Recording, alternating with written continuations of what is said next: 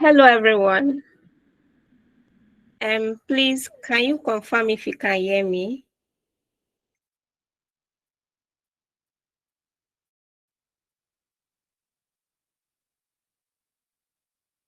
Hello, please, am I audible enough?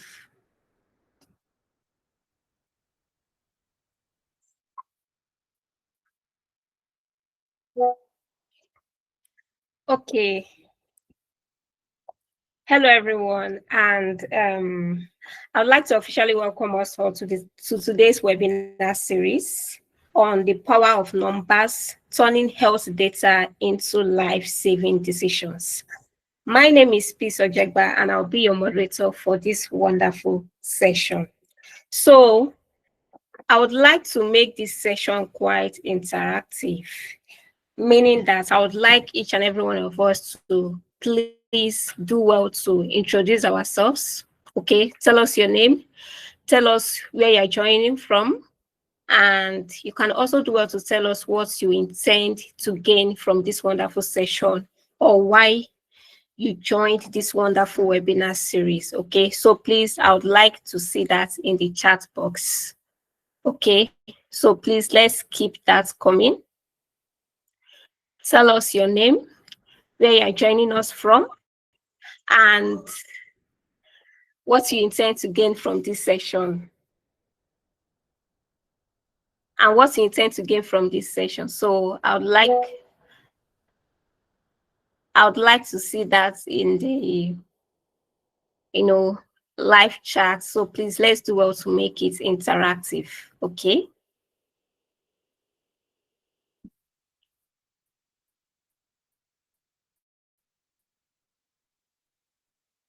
Please let's try to make it interactive.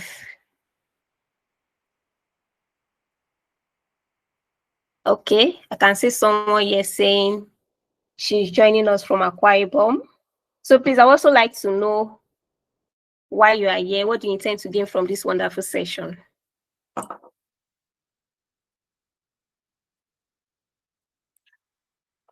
Please, let's try to make this session, interactive enough, and let's do well to, tell us your name. Would like to know you.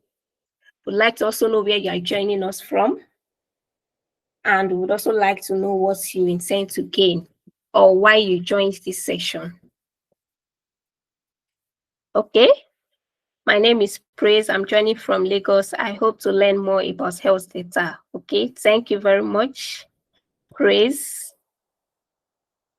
And you are welcome to this session. So please, our participants, please, let's try to engage in this and make it interactive. Tell us your name, where you're joining us from, and what you actually intend to gain from this session. So please, let's do that quickly before we dive into the session fully. We would like to meet you all.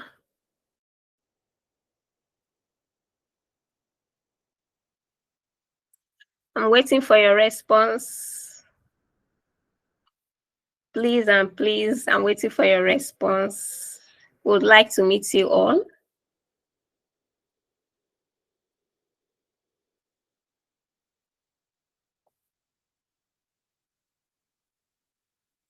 Let's keep the response coming.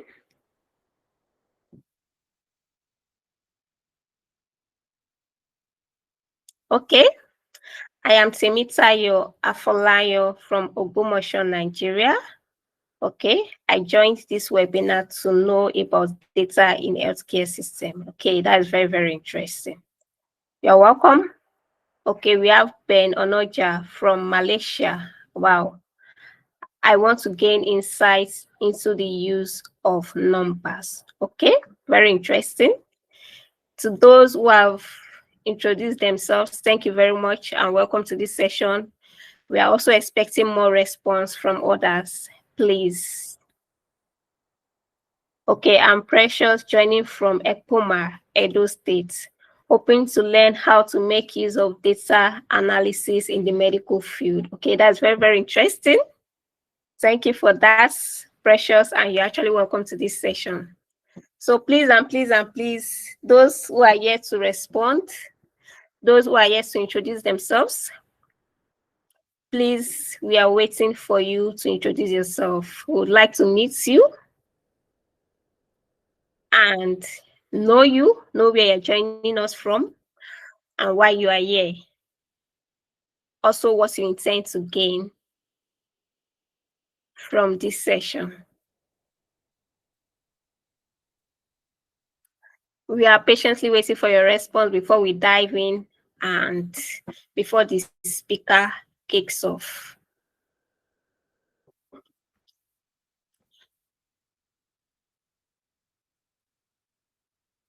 Our participants, please, let's try to make this interactive. Tell us who you are, where you're joining us from, and what you intend to gain from this wonderful session.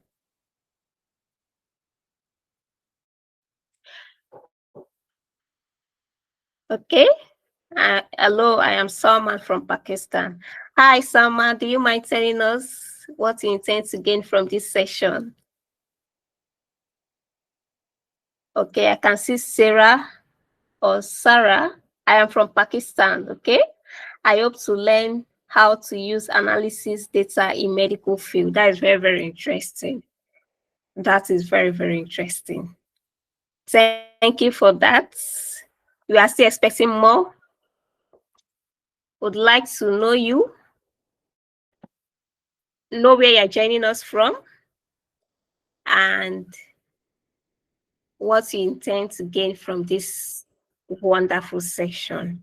Because trust me, this session is going to be a very beautiful one and an insightful one on the power of numbers and how you can turn health data into life-saving decisions. Okay, I am Olarewaju from Ogun State, Nigeria. I joined the webinar to be equipped with all there is on data and healthcare. That is interesting, Olarewaju. You're welcome to this session, and we are happy to actually have you here. So to all those that have introduced themselves, you are highly welcome to this session. And to those that have not, please, we are still expecting you to do that. We would actually love to meet you all. And we would also love to know what you intend to gain from this wonderful session. Okay? So once again, I would like to iterate on what this webinar series is all about. This webinar series is about the power of numbers and turning health data into life-saving decisions, okay? So this session, or should I say this webinar, is actually going to be an interesting one because it will actually help us discover how data derives precision medicine and smarter health systems, learn how to transform raw health records into actionable insights, help us to explore career opportunities where data skills make you stand out, and also help you to be part of the new wave of healthcare leaders redefining patient care. So all of that will be discussed in this session, okay? So I would like to do well to introduce our wonderful speaker for today.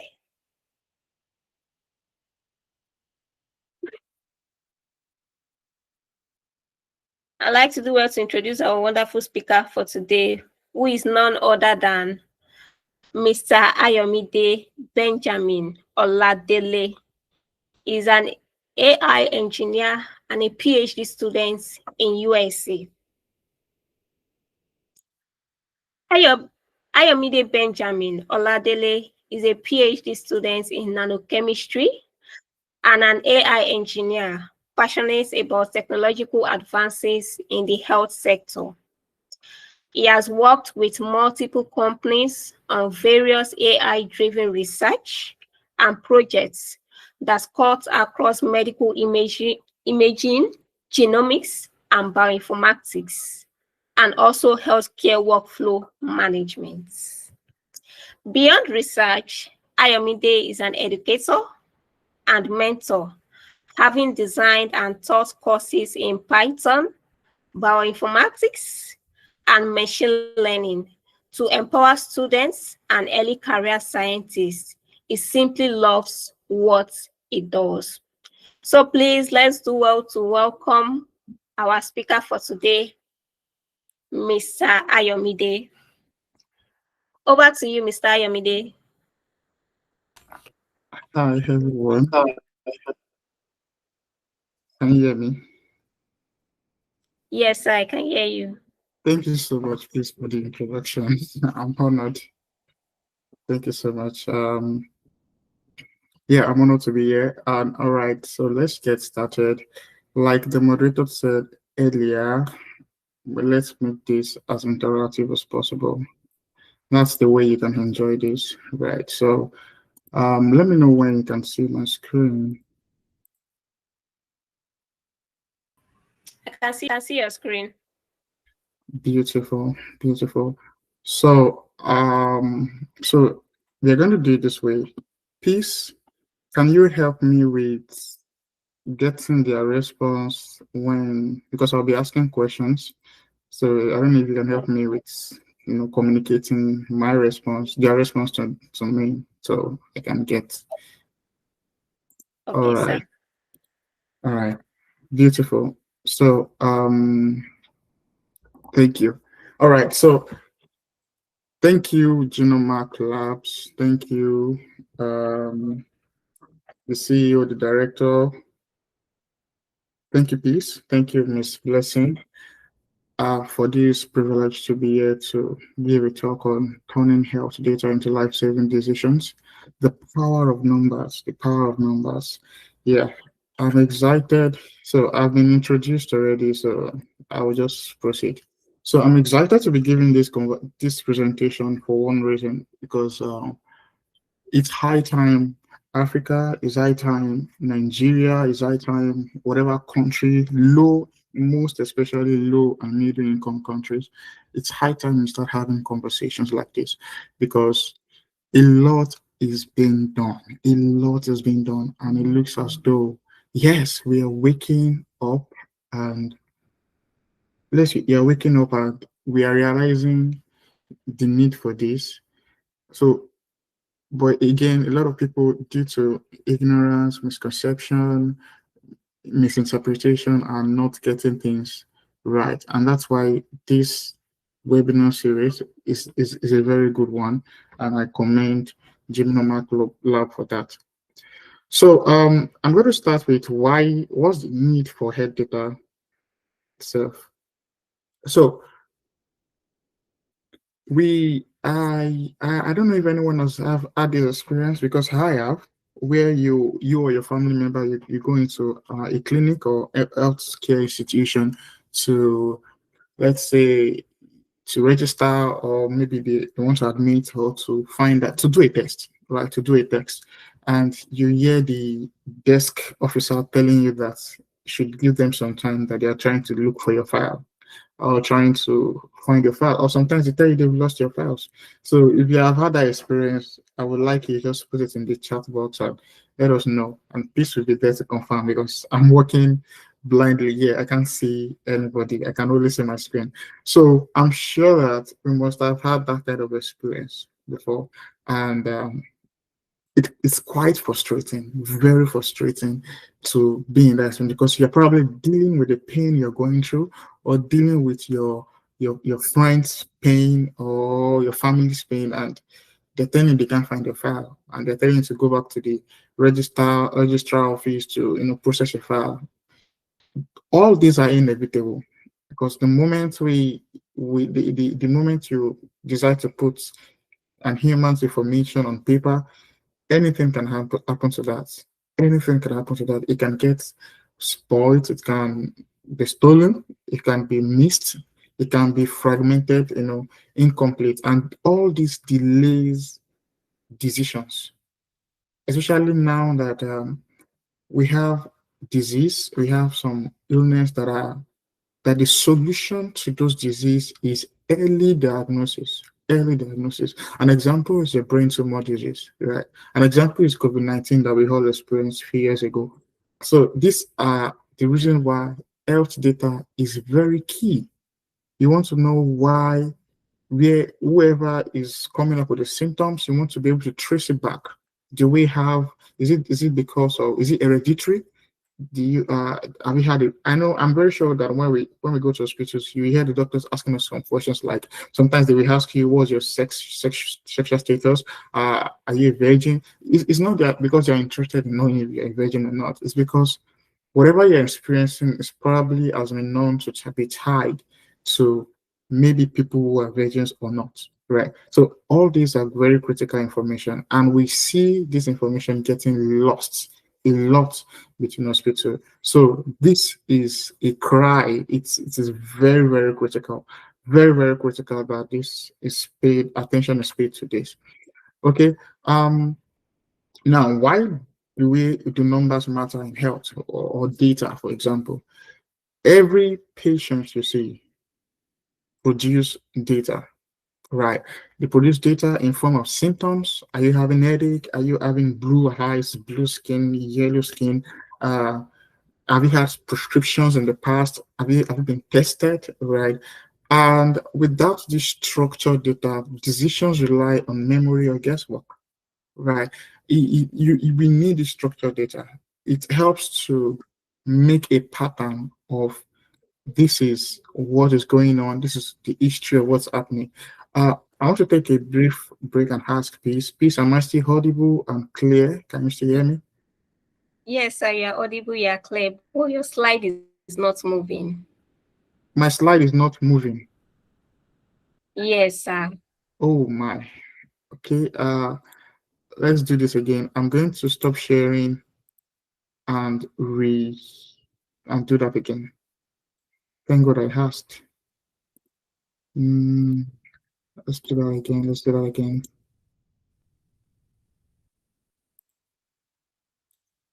Okay. Can you see my slides now? Yes, sir. So I'm going to test for the movement. Is it moving? Yes, sir. Thank you. Thank you so much. So, yeah. Now, as I was saying, so without structured data, we can only decide to make diagnoses from guesswork, from memory. And again, data helps us to gather up stories, like patterns of populations. Before we decide, the research or scientists or doctors, whatever, decide that this particular disease is hereditary, it's from testing the gene, comparing that gene to someone else's gene or to their parent or their family. Then you keep going on and forth, and you realize that, oh, this is genetic. There's an history to it. Or someone that, for example, if you go to some conferences, or you want to board the plane and travel to another country, some tests are required. Example, if you're coming from a particular country, right? Some tests are required from you. They want to know, do you have triggers? Okay, on the plane, we probably are going to be putting our oxygen level on the plane will probably be very high. So does it trigger you, right? Does it trigger you? Does it make you go have an asthmatic attack? All these are very, very important. There's a common saying in the tech space, in the health tech space, that even everywhere, data is gold, and literally it is gold. It is very key. No matter what the data is, it's very, very important. An example, we're still going to get to case studies later on, but a quick example is during the Ebola outbreak in 2014, where there was a rapid collection and sharing of patient data, and this helped. I'm sure maybe if you were following the news at the time, you would see, well, the question of if those numbers were real or not, that's not for us to investigate, but you would see how we keep getting numbers of in this state, so amount of persons that died. Okay, this is the rate in the deaths. This is the rate of survival. This information helped the United Nations, the World Health Organization, and any other body that is necessary to take a role. It helped them to take an informed decision. Okay, we're deploying so amount of billions of naira to this particular state, to this particular country, so that they can be able to handle the Ebola outbreak. So without data, they would only be operating blindly. So numbers, data, they really, really matter. Right. So again, how this translated from numbers. So when I say numbers, I'm talking about data. We enter into what we call precision medicine, right? And trust me, we have probably not even seen what's the word now? We've probably not even seen 50% of the power of precision medicine. Trust me, the potential is crazy. It's massive.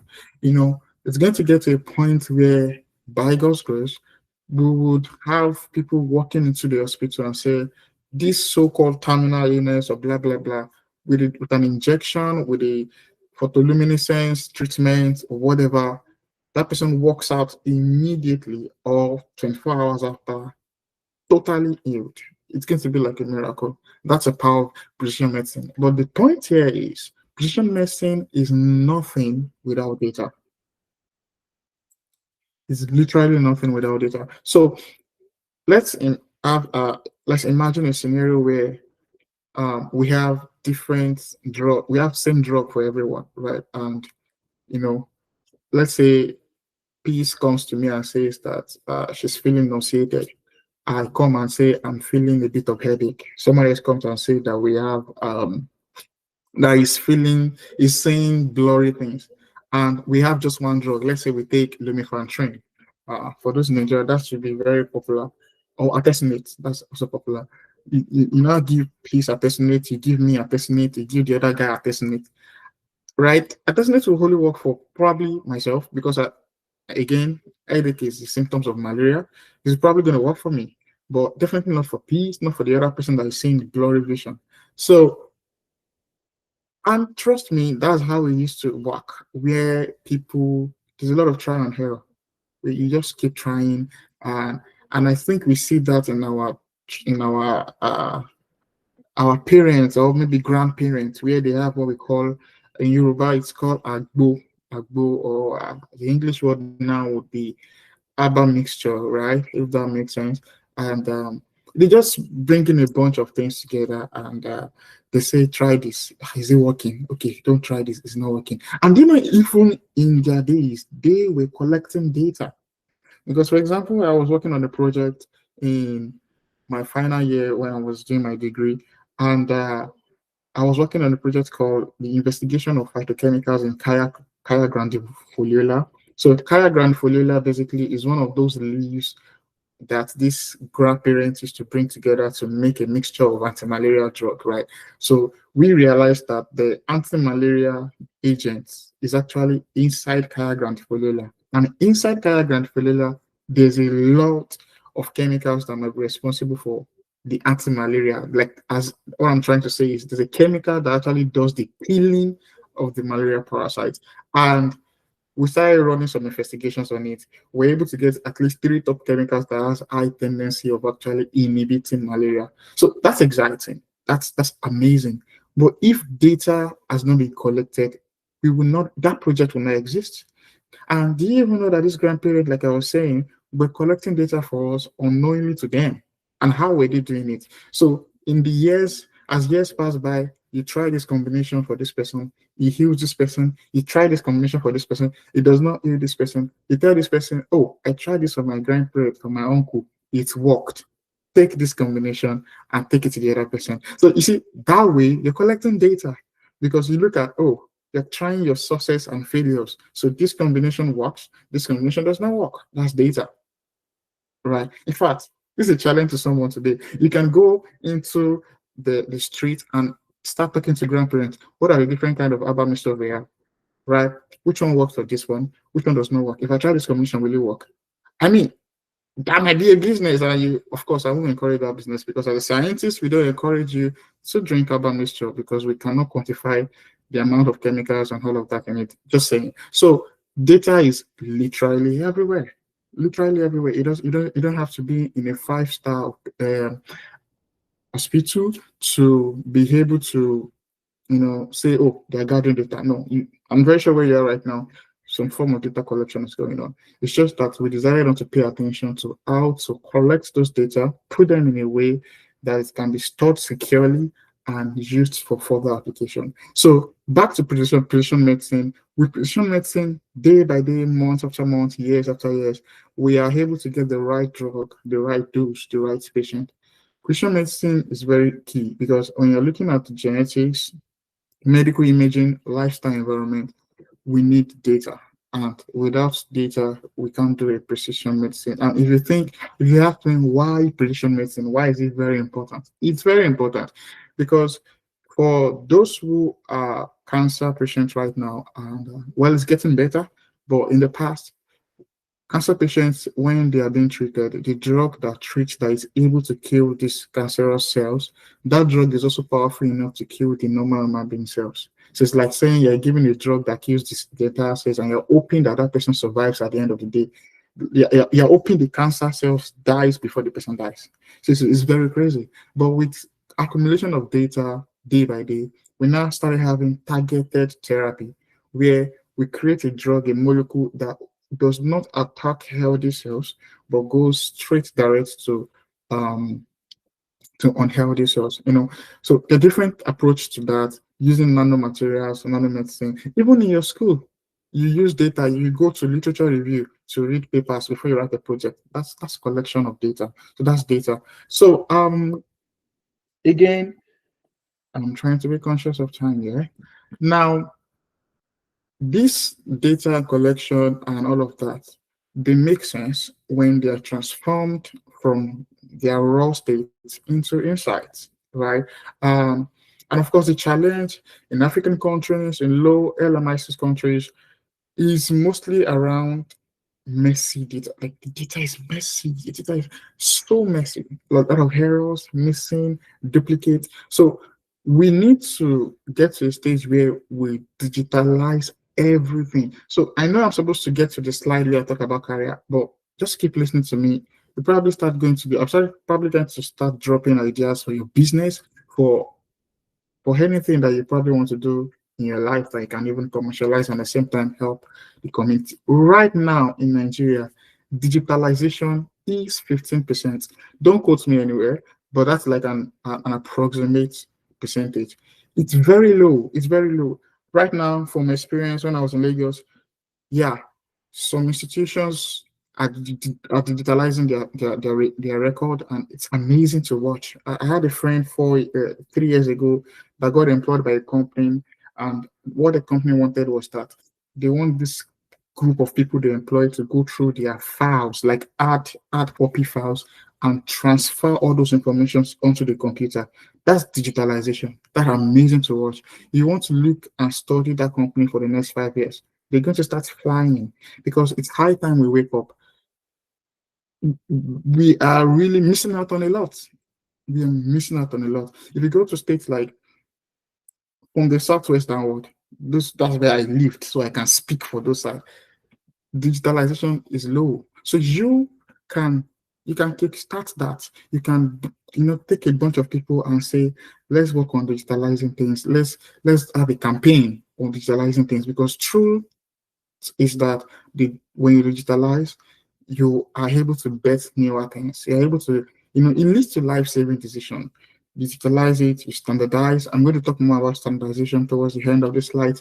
And artificial intelligence are also available, right? Even if you don't want to do your standardization or digitalization manually. Nowadays, a Samsung phone can, scan a particular document and, copy the text from it, right? You copy the text from it and it writes that for you instead of you writing it to yourself. So we need to approach this challenge. This is a serious problem. It is a serious problem.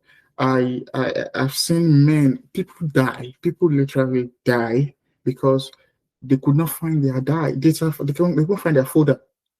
They could not find their file. So it's embarrassing when you now enter a record office and you see files from 1998, and probably you found those files 5 years after the person who needed the file has died. So that's sad. So this is very key. It's a very so because again, a lot of people are focusing on AI. Everyone is saying AI here and there. But the point is, do you even have the data? There's a project I'm supposed to be working or to process a personal project where I'm supposed to be doing some certain things. And I have to post that project. Why? Because I don't have data for it. Because the project was targeted towards Nigeria, a particular hospital in Nigeria, and it was just useless because no data. So no AI, no tech, no upgrade without data. So this is very key. And I'm going to dig deep into some real world cases where data literally saved lives. And I'll be taking a little break here. I'm going to ask everyone, share me your experience of where you think data has been applied and has actually helped. It doesn't have to be massive. It can be a very humble setting and all of that. And I hope that hopefully peace will pass that information to me. So this is where we get to talk to each other. And yeah, so let me start first. So during COVID-19, we all know about COVID-19, global lockdown. It was crazy. A lot of business crashed and all of that. We won't get into that. But we saw how data literally helped things move around during COVID-19. There were a lot of COVID-19 dashboard, real life analytical dashboards that were showing the survival rate, death cases, the response to treatment, things like that. Without data, we'll probably still be in COVID-19 lockdown. Trust me on this. Guess what? One of the people that discovered the cure to COVID-19, I think she also got a Nobel Award prize a few years ago. It was a project that she has worked on. She's a scientist, right? So it was a project she has worked on years ago, right? But someone was just going through the literature, reading things on how can I kill COVID-19 and found this project. And they took the idea from that project, made an maybe immunization drug or the drug that kills it now, I can't remember. They made it up and it started working. They had to celebrate this woman. She was a woman. She was celebrated, right? If she had not kept the data, I mean, we'll probably still be in COVID-19 today. If we are unable to track this thing, because how do you then track, okay, how many people is coming into our country? Do they have COVID? Do they not have? It's going to be messy. So data obviously saved the day, in the COVID-19 case. And also in rural hospitals today, we have AI test x-rays where you come into the hospital, take your x-ray, it tests immediately, it's going to detect pneumonia. And I mean, a case I should have had again here is brain tumor. Brain tumor is very deadly, very deadly. The way to brain tumor is early diagnosis. If you do not diagnose brain tumor earlier, there's no treatment you're going to do that's going to help out unless God intervenes. It's very difficult, right? Very difficult for what? Let me recount what I said. It's very difficult. Maybe there is, but very difficult for that person to survive. And try to imagine how many people in your environment, in your street, has probably died to this case because there was not enough data to prove that this is what they're actually going to. The only data that was available was superstitious data. Was it because he slapped that boy yesterday? Yeah, his father must be a witch or witchcraft. I'm very sure if you live in Nigeria, this will not be news to you. So people die daily because of lack of effective diagnosis, right? And this is not even about superstitions alone. We have people going to institutions, right? You will see doctors that they make diagnoses that are wrong, not because they're not good, but because of the available information that they have with them. So it's a very crazy case. And Kenya too, the maternal health data is also working well, helping them to track mothers, right, and help them to give them the right treatment. And this is reducing the maternal mortality. In India, predictive oxygen demand, that was also an amazing thing where AI came in. So there was a predictive oxygen demand model that was deployed during COVID-19. So it looks at, in this case, India is a very populated country. And if you say you want to wait for every hospital to ask for oxygen before you supply it to them as a government, there will be danger, people will die. So with this predictive oxygen demand model, it looks at the different hospitals and institutions available, and it says, oh, this person's going to be needing so amount of oxygen next week or something. Deploy they send it, they send it out a week before, a day before, right? So it helps to control and reduce loss of lives, right? So that's a very beautiful that's already like one of the common ones that I think I know. So again, I heard somebody from Madagascar, somebody from Ogun State, wherever you are. I want to now hear you. It would have been lovely to hear you speak, but just type it down, and please is going to be your voice and tell me where data has actually literally saved lives or has been applied in your own environment.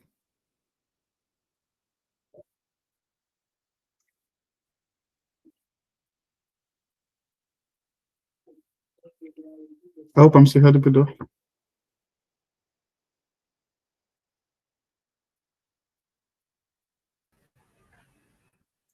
I'm actually here to get a response from the participants.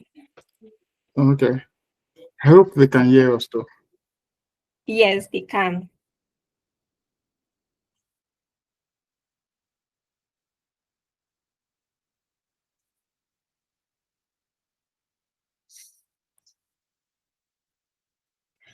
Oh, Choma Nwoko. Sorry if I did not pronounce your name well. Would you like to share your own experience with us? Hi, Mr. Farouk. Would you like to share your own experience with us?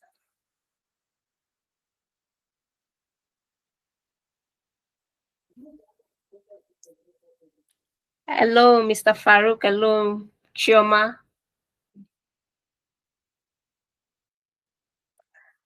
Okay, Mr. Farouk, would you like to share your own experience with us? Hi, peace. What experience with listening to Emily, or what experience?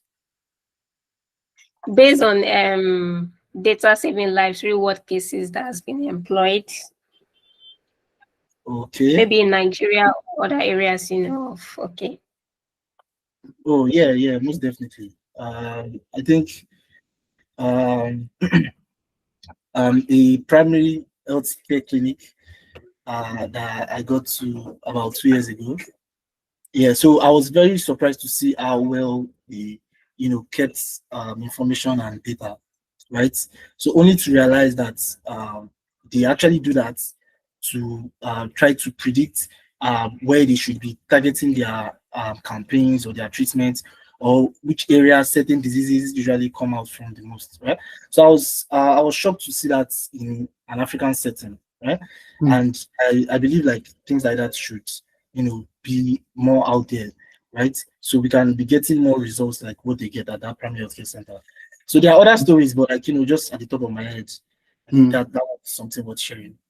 That's beautiful. That's beautiful. Thank you for sharing. I just realized that I can actually log into the YouTube channel on my phone myself and read the comments. So sorry for stressing you, please. No problem, sir. So someone said in my research project, yeah, that's nice. I would love to actually like hear how you're applying to your research project. So maybe while I'm talking, you can just type briefly on how you're applying it in your research project. And someone also said cancer diagnosis, beautiful, very, very true, very, very true. So okay, someone saying something. Okay, person is introducing themselves. So yeah, so I'm just gonna proceed because of our time. And yeah, so I know that I've said a lot on the need for we waking up to the today to why we need data, to we waking up to the importance and relevance of data. But the question is, how do we know? Okay, so I've collected data. What do I do? Right? What aspects can I come in from, or what angle can I come in from? So the techniques you can apply to data. This list is not exhaustive. It can be more, but but majorly this is the major techniques that we apply to data.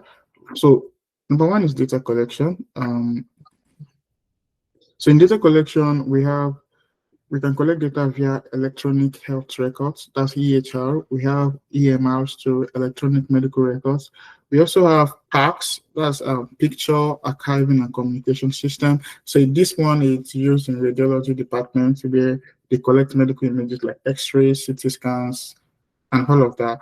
Um, Through your smartwatches, your smartphones, you can collect your blood, your the if there's data for your blood pressure, uh, even oxygen, the oxygen flow in your body.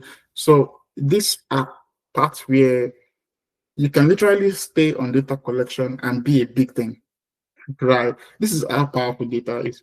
And even through your mobile health applications, Siri, ChatGPT, all of them, they respond to you in a personal way because of the data they've gathered about you.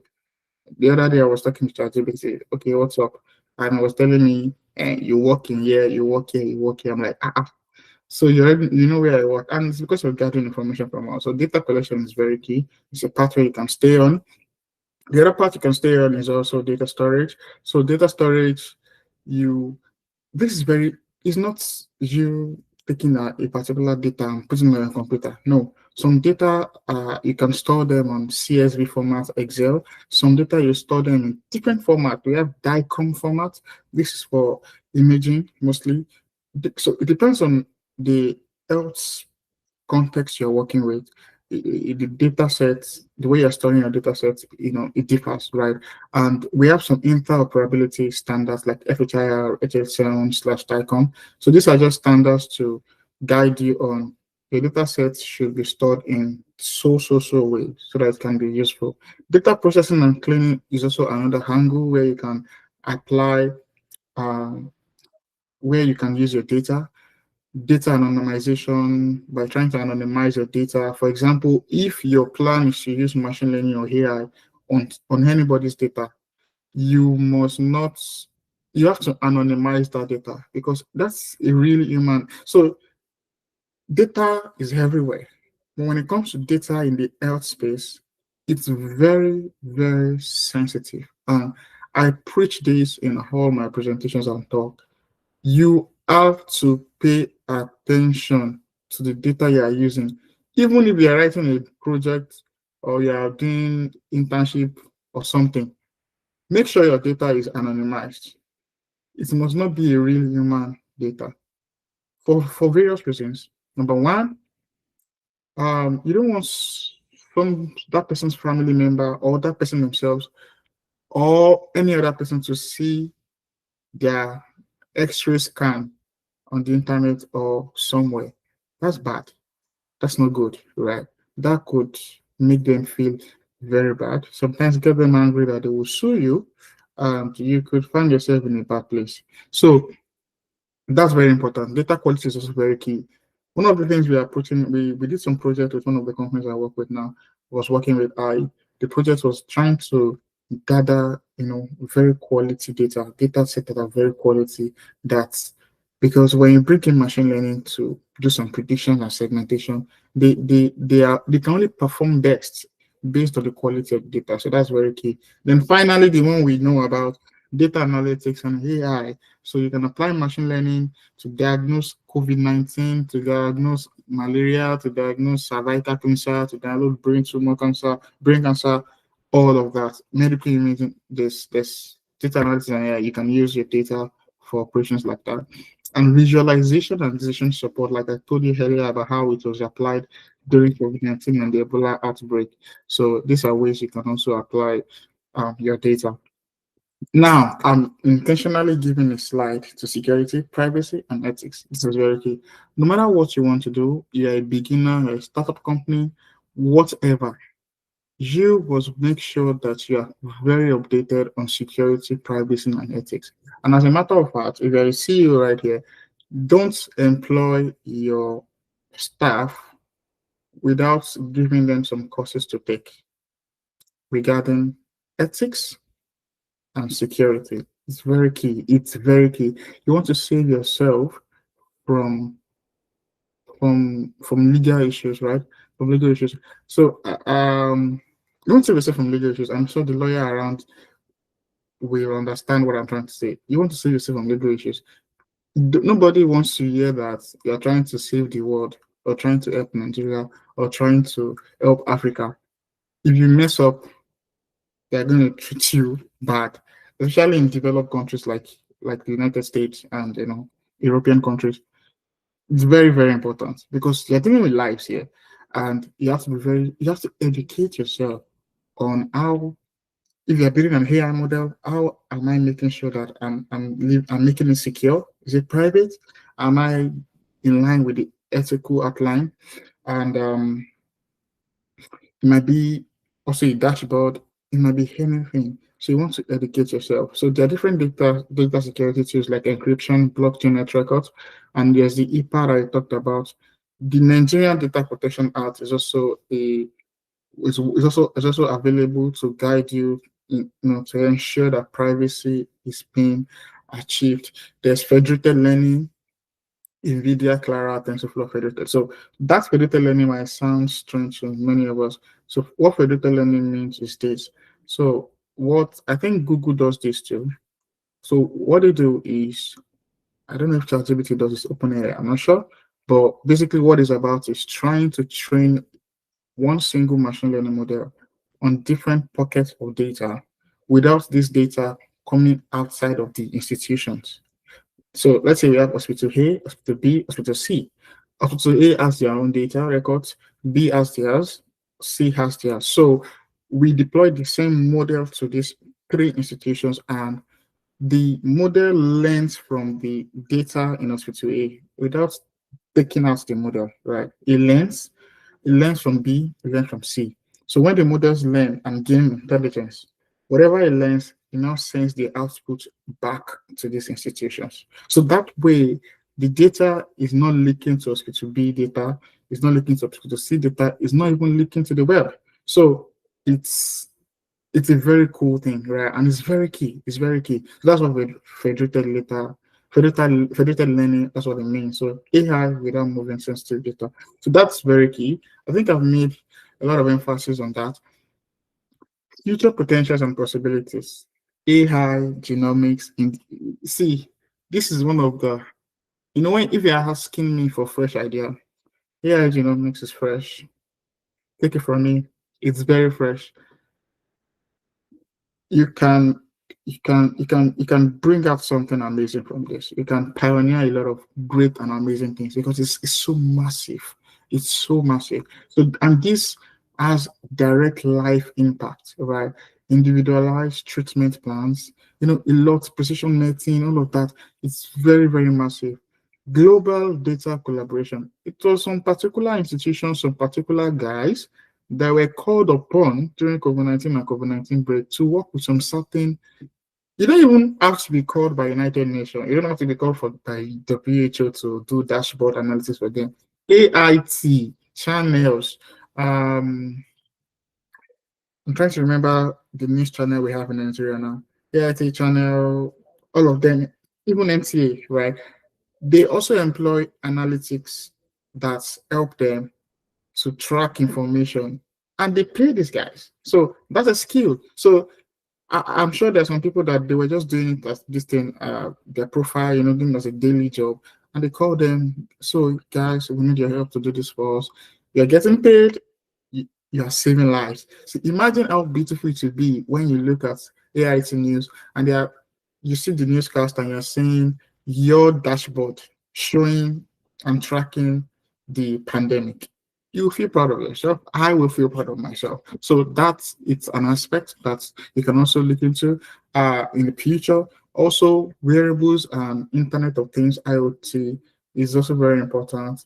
It's saving life, legitimately saving life. A lot of people get, in fact, it was a common thing over here in the States where people just get a lot of heart attack often and often until smartwatches started coming up. And this, when you're close to stressing your heart too much, it starts beeping, and it tells you from the data it has collected from your body, right? It starts beeping that you should slow down so you don't have heart attack. You don't know what that simple act can has done, right? You don't know what it has done to that person life, saves medical costs, saves emotional breakdown from their family members. It's just crazy. So that's a very important thing. And again, there's still a lot of things to be explored even in that area also. And again, remember, due to some physiological and some slight differences in our makeup as Africans compared to the European, the technologies developed can only do their best to work for us. Like they can be applied in some cases, but some cases that they just want to work. So we need to develop our own traditional African, Nigerian tailored solutions, right?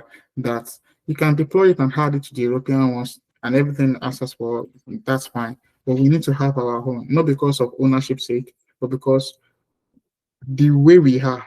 For an example is I was trying to, when I was still starting data science 6 years ago, I was trying to build a mobile application, a web app that I want to give every doctors in Obafemi Awolowo Teaching Hospital in Ile-Ife so that they can predict diabetics for their patients without the patient getting to them or spending hours of talking to the patient before they find out that they're diabetics.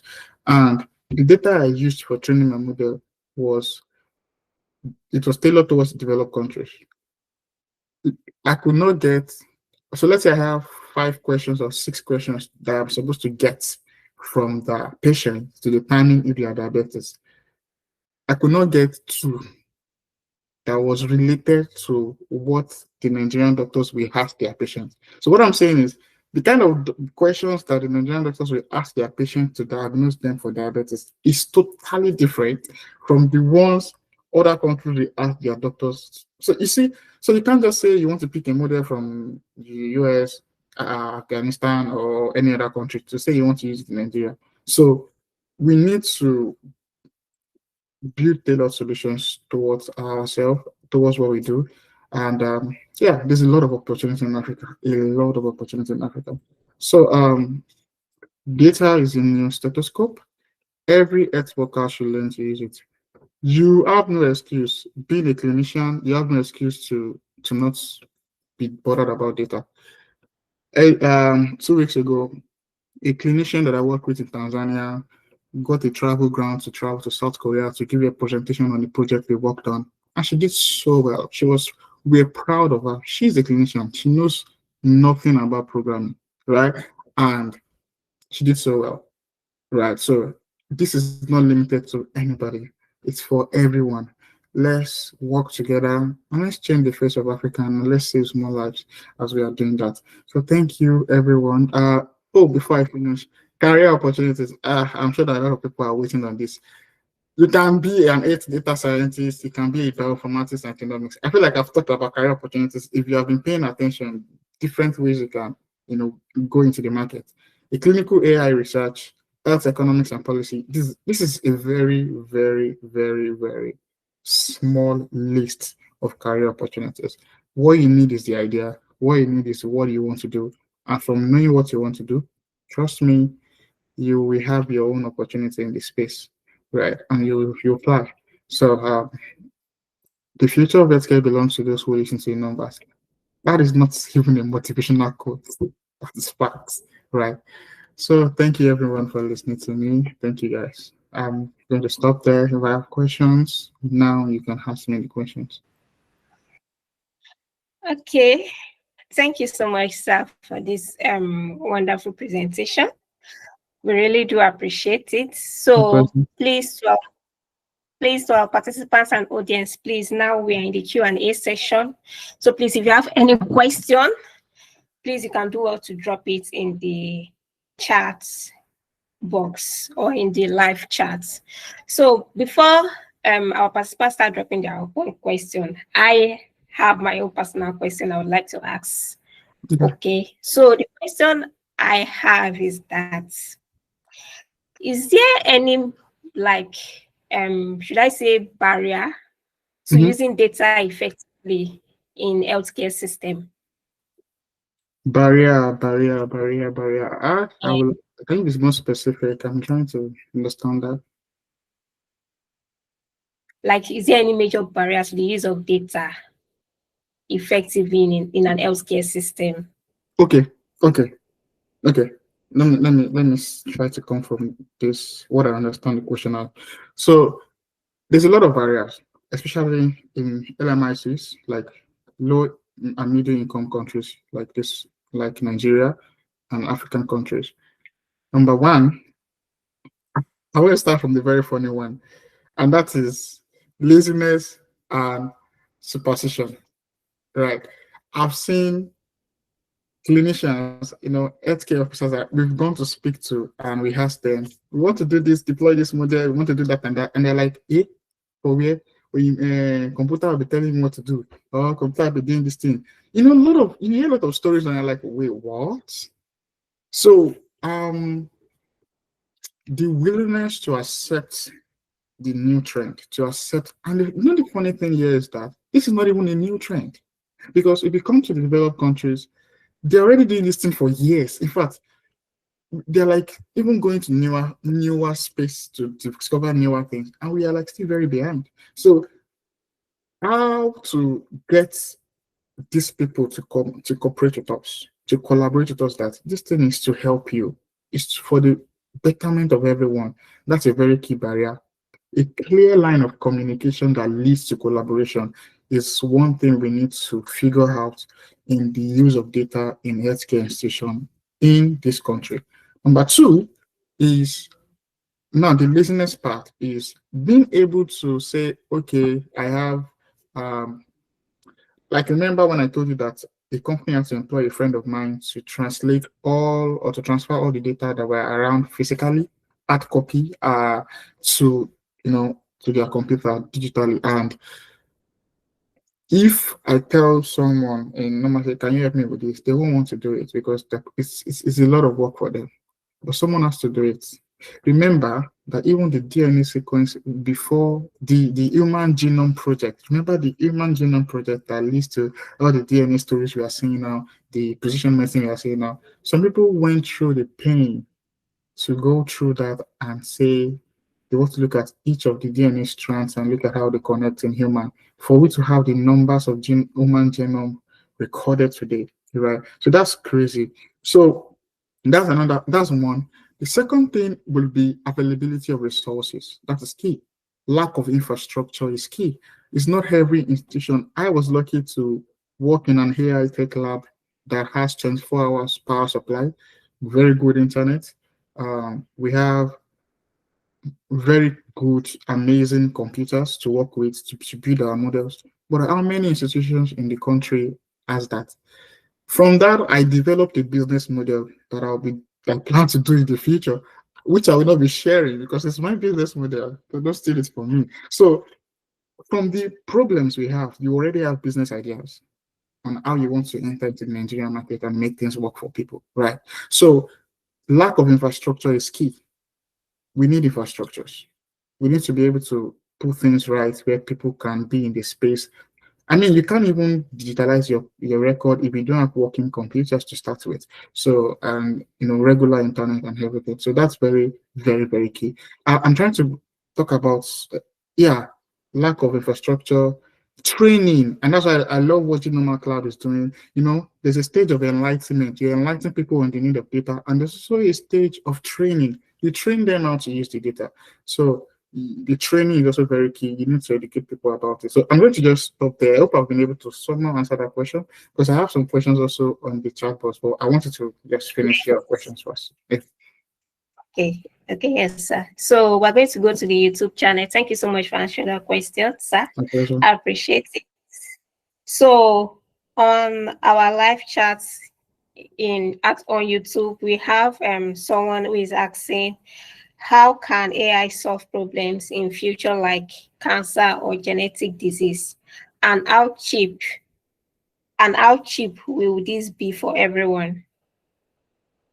Okay.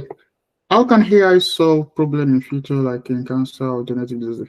The answer to your question is it's already solving the problem, but I will answer to you how it can. So I'm trying to look for a very good example that I can use how AI can solve problem in future like in cancer.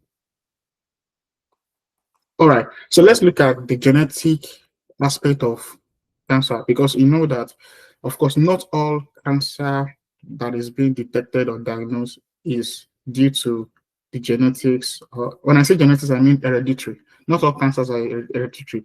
For the ones that were hereditary, it was from, it's not you that will go through the entire sequence of a particular human being. You can't achieve that. It's not possible. But due to we've had AI tools that goes through this. It goes through the entire strands of DNA in your body and compares it to an healthy person. So in this way, you can track that where mutation is occurring in the human cell. You can be able to tell that the cancer this person is having is in the lung, and not even just in the lung. You can tell exactly the location and position of where it is happening in the lung. If you don't know the location of the cancerous cells, you will not be able to what's the word, to treat that person. Another thing is, um, I will share a quick experience with you. So, and again, please, when you say AI does not have to be machine learning. Machine learning is a subset of AI. I said this 2 weeks ago also. Your computer, your phone, your calculator is a form of AI, artificial intelligence. So I don't want to dig deeper into that. But back to your question. So there was a scenario that happened where usually this person was brought into the hospital and there was no known record, right, of why this person is going through the symptoms. They could not diagnose this person. The doctor said they've not seen symptoms like this before.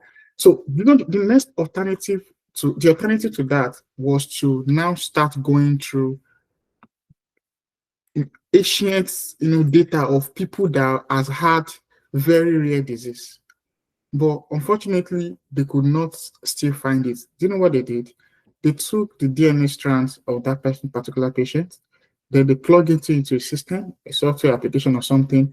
Then that strand, that's AI now in quotes, pick up that strand and compare it to millions of data, and finally found a match. So when they found a match, they realized that it matched a particular patient that was treated in 1990 something, and this was the diagnosis, this was the treatment. The funny part was that that treatment was done in less than 48 hours for this patient. So that's one way AI can help you out with that. So applying AI in genomics, trying to read data to cross-reference patterns that you cannot do normally, it's a way AI can solve problems in future like cancer. In targeted medicine, so AI can also help you guide. You can read the stress. I mean, we're able to learn more about mutations, about the sequence of your DNA today because of AI, right? We're able to tell that maybe the strands, the cells should be arranged as ATGCA, and it changed from ATGCA to AAGCA. Something is wrong. So AI is a way to explore.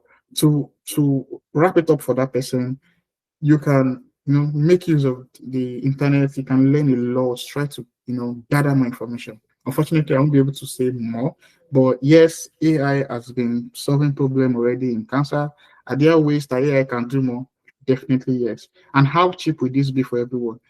At first it will not be cheap, trust me. And the reason why it's not cheap is because one single person found out and the person decided to monopolize the market.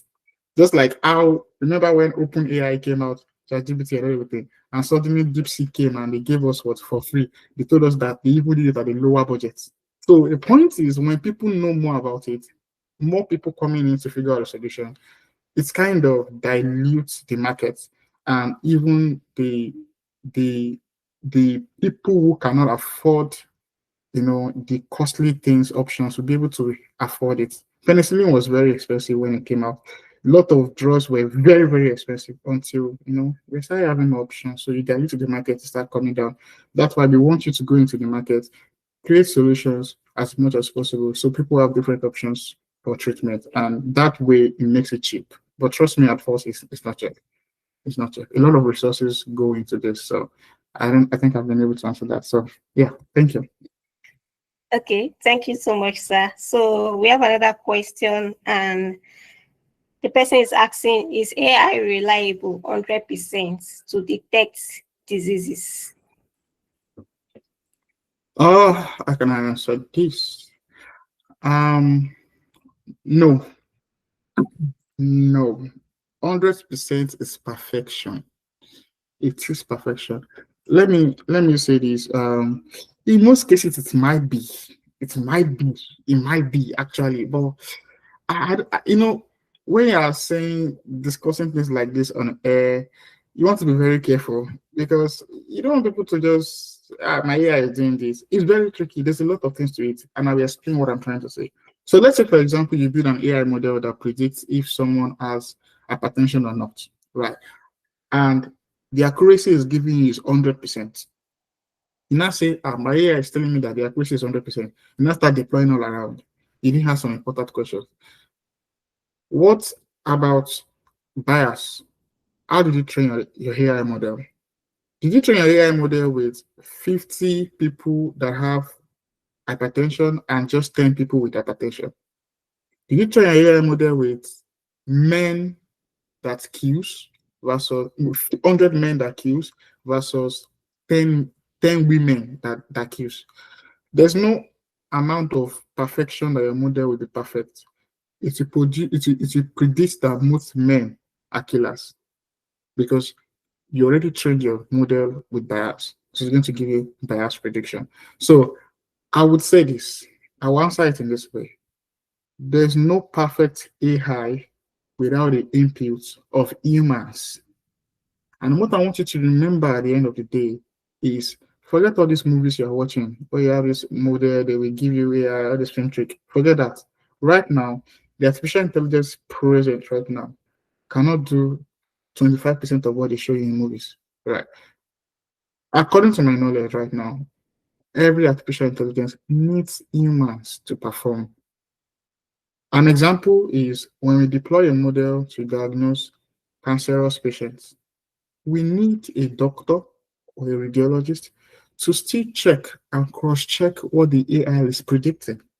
That way the AI can learn better. So through that cycle, we can go ahead and keep recycling that way, where we have humans putting in their inputs. Then over time, the AI can get better to perfection. And even if you complete an AI course, they always tell you there's a place of evaluation, trying to check over and over, because humans are not perfect, which means we produce data that are not perfect, which means there's hardly any perfect pattern. And remember that AI is learning from pattern. So if you deploy an AI model right now, 2025, that is doing a very marvelous prediction, trust me, it might be that the next generation that will be giving birth to in the next 5 years, their physiological had some changes already. How do you answer for that? So that's why the learning continues, the growth continues. You cannot say AI 100%. No, you need human input, but there's a level of confidence that comes in. Right. Thank you. Okay. Thank you, sir. The next question we have is, what do you classify as quality data? Shoma is asking, what do you classify as quality data? As quality data, that's a very beautiful question. Quality data is one. So depending on the kind of data you're working with, there's different standardization for different kind of data. And an example in medical images, for example, an example of quality data is this. Number one, if I want to take an MRI scan, and number one, there's like a standard. There's some very expensive MRI machine. You know, the Tesla is crazy that when you take a scan of a patient, it comes out nice, very sharp, no blurriness, intense. You know, the intensity is right, the contrast as well is right. But if you take that same scan with a lower machine, it gives you a less quality data. I think the best way I would say this is you taking this to those who are using small phones or something. I'm not dissing anybody, but is you taking a small phone or any other phone and in fact, it doesn't even have to be a small phone. We have some phone that their superpower is not camera, right? So I'm sure that amongst your friends, you probably have one guy or one lady that is her phone, his or her phone is the one that produces the best pictures. Very sharp, very clean, right? So why is that? It's because one device is powerful than the other. And due to lack of funding, lack of very good infrastructures, most of the devices we get in Nigeria are substandard compared to the developed countries. So now look at that. The quality of image produced is low. So that's why in medical imaging, before we can even try anything on our data, what do? We try to improve the quality of that data with some techniques.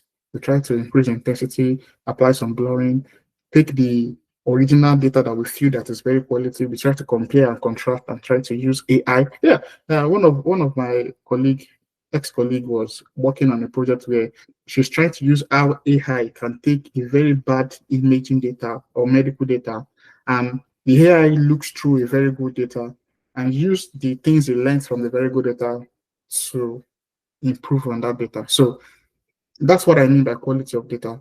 If it's not in the case of medical imaging, it's in the case of maybe you have an Excel sheet of different data. Are there missing spaces? For example, you have a column where you should have the numbers of patients, and inside that column you are saying are they? Are they is not a number. That kind of data is not quality enough. It's dirty, right? So quality data means the things that should go to the right places are going to the right places and not mixed together, right? So I hope I've been able to answer that question. So can I get 2 more questions before we wrap this up? I'm sorry if I'm unable to ask every other Yes, question. we have.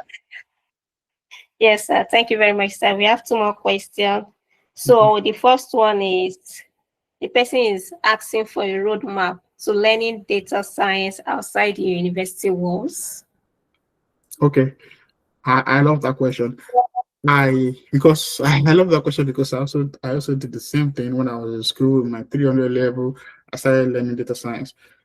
There's no perfect roadmap, but I would just say the one that works for me. Number one, in data science, you are going to be using many tools from SQL, Tableau, Power BI, Excel, Python, right? You're going to be using all of those tools. But I think the best roadmap that I would advise is start from the most difficult or the most difficult and the most useful in data science, because again, data science is the bridge between data analysis and machine learning. So as a data scientist, you're doing everything. You're analyzing data, you're making prediction, you're doing machine learning. You're like overall, right? It's like the software engineer of web dev or soft dev, whatever. So learn Python first, right? Let your Python be good. You don't have to be an expert. Learn from beginner to intermediate. Let your Python be good. Learn how to use different libraries in Python. When you're good with Python, now then go and look for a data science course. The one I took that year was a data science course from Coursera. It was really nice. And I took it. It laid the foundation for the main things I started doing. So you can take a data science course, or Udemy is also there. Look for a very good course on Udemy, data science course. So when they start teaching you these things, it's easier to learn, pick up on learning Power BI, Excel, compared to Python. So there's no way your brain has gone through learning Python and you will not be able to understand Excel or Power BI. Then maybe after Python, you learn SQL, right? That's very key. You don't have to dig deep totally into SQL unless you want to become a data engineer, but you can just, go through, know what is what, know what is, and everything. So Python, maybe SQL, data science course, then a lot of practice. A lot of practice. Keep practicing. Any project you find, put your hands on it. I know one thing I would advise, don't work on just health-related projects. It helps your brain to be able to handle various projects. So work on anything. Then down the line, you can now start putting your focus on health-related projects, and I believe you should be good to go. Okay, sir. Thank you very much, sir. So our last question is, how do we get access to health-related data sets for the sake of learning? Yeah, thank you very much. There's a number of health-related data sets online, and let me see. Okay, is there a way the moderator can pass that information to them later when I send it to you? Okay, so I would look for a way to No, pass that information. but you can check Kaggle. You can check Kaggle. You can check NCBI. These are very popular websites where you can get health-related data. Kaggle is very popular. In fact, for beginners, just check Kaggle. I'm trying to go through my phone now so that I can, because it's not easy to pull it up on my head like that. There's NCBI. Sorry. Yeah, so check Kaggle, and just by browsing, there's also healthdata.gov. There's National Center for Health Statistics. There's a lot of them actually. I think the advice I would give to go to your Google and search health-related data. You really want to get specific, you can say health care related data from machine learning. It's going to bring up different websites for you to do your data you can download for practice. I hear that. And again, please remember while I was talking, since that's the last question, please, it's not all about machine learning. There's a lot and there's a pool of work to be done in the data collection aspect, especially in Africa, in Nigeria. You can start from there, right? Let's say you're a clinician, you can even start from there. That is very important, because if we start from the end, the machine learning part, you'll be frustrated because you're like, yeah, I need data to do this, but there's no data. So we need to create a data bank for Africans. That's like, I just shared you one of my ideas.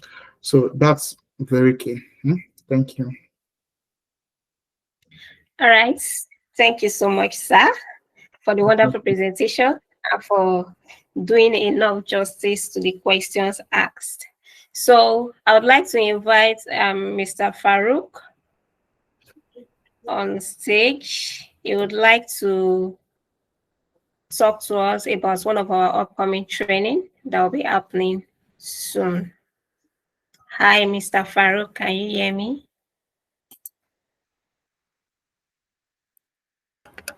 Yeah, please. Hello. Okay.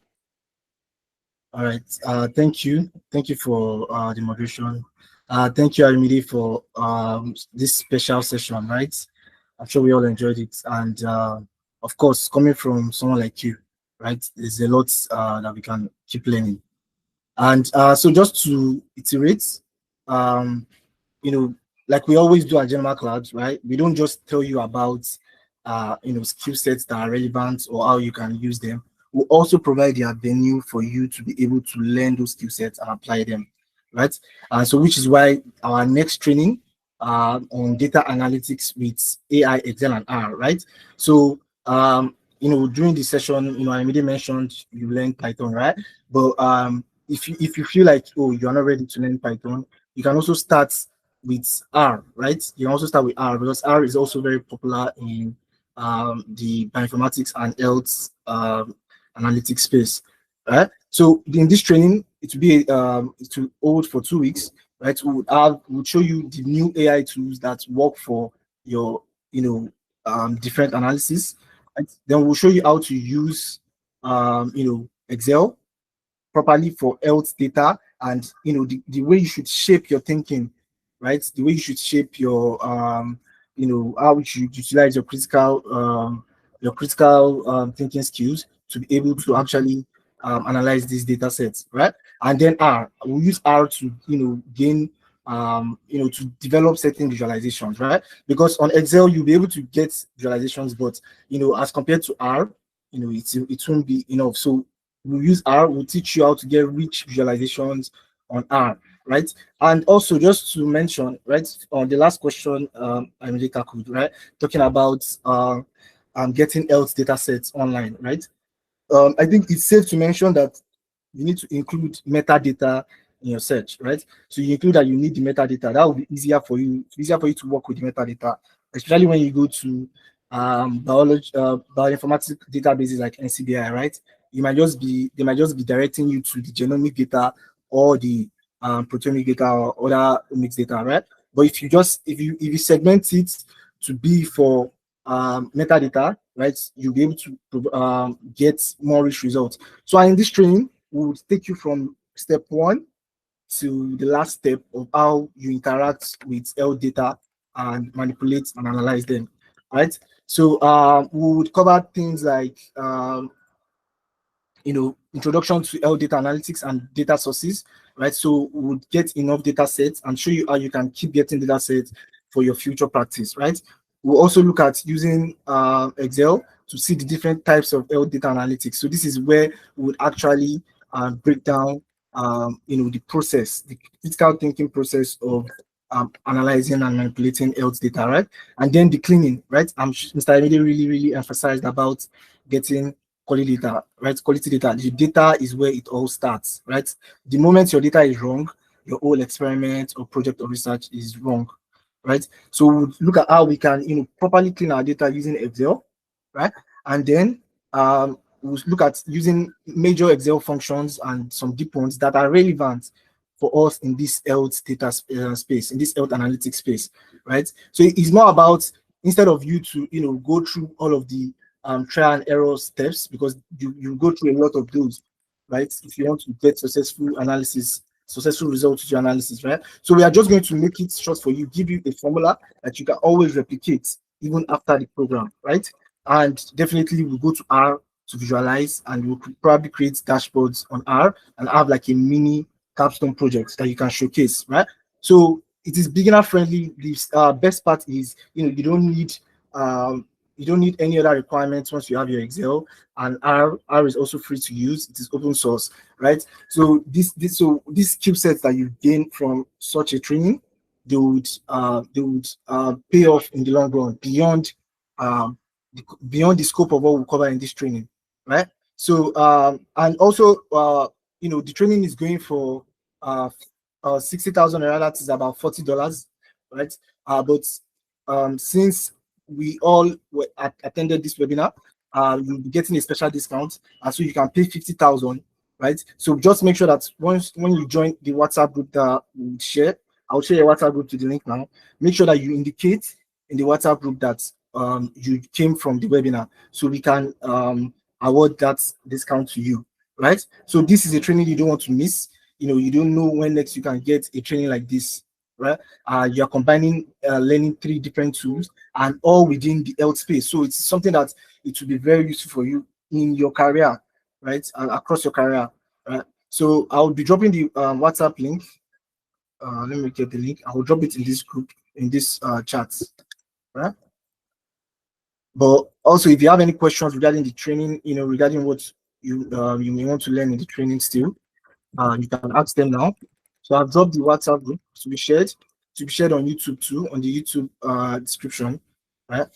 So so that'll be it. I hope you would take that bold step and join this training. So the floor is yours, please.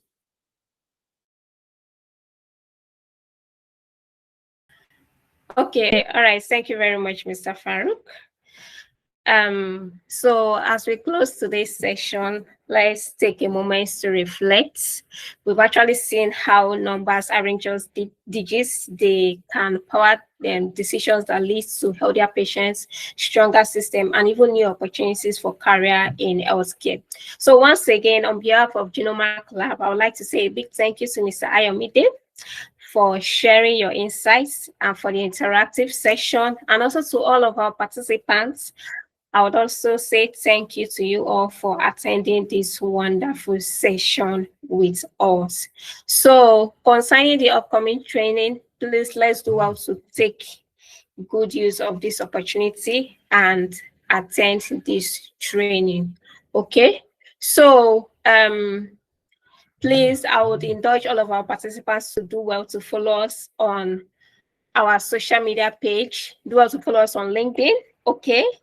So you can stay updated on all of our upcoming trainings or all of our upcoming webinar series, and also even get updated with, groundbreaking research in biotechnology.